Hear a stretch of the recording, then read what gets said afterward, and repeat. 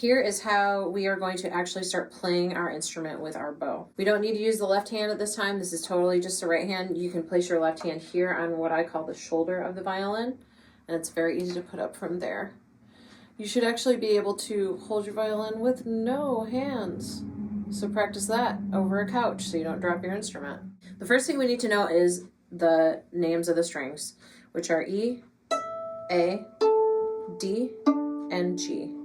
If you need a little helpful hint, a little acronym to remember is elephants are doing great. Now, to start bowing on the instrument, a lot of people do this. They don't think of their elbow as a hinge. They keep it very stiff and their wrists very stiff because this is a totally new thing. It's going to feel really weird. So a lot of people start to do this. But the problem with that is that my bow actually needs to stay between the bridge and the fingerboard like this. In order to do that, my elbow actually needs to become a hinge. So, see how the front part of my arm is moving, but not really the back of my arm? So, that's going to be a little tricky at first. So you can use a doorway or the edge of a door. In this case, I'm using a music stand to stop my elbow from moving. So instead of going all the way back, my elbow is going to stop at a certain point. And that point is usually when my bow starts to do this. So when I see my bow starting to go over the fingerboard, I know to stop my elbow.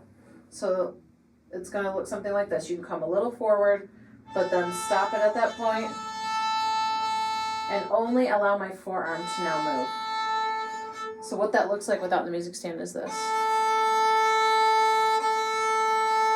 So I'm only allowing my forearm to move.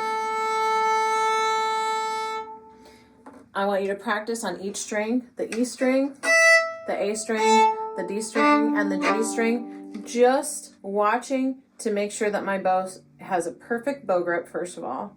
You're gonna wanna be disciplined about that because it's just kind of an unnatural thing to be doing. It's gonna feel weird, so we wanna work on it until it doesn't feel weird.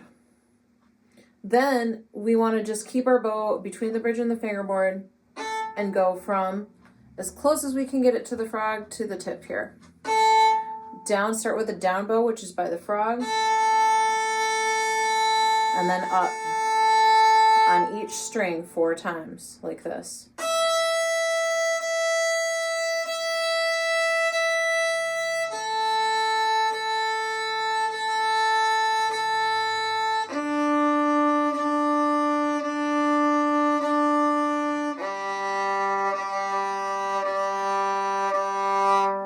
If I'm hitting my 2 strings at the same time, that's very annoying and also very common, so don't feel bad. That has to do with the level of your elbow. So like I'm on the E level right now, so my elbow's down.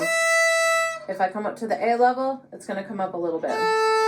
D level's right here. G level is pretty far up. So if you find yourself hitting 2 strings at once, pay attention to your elbow level. And that's how we start playing.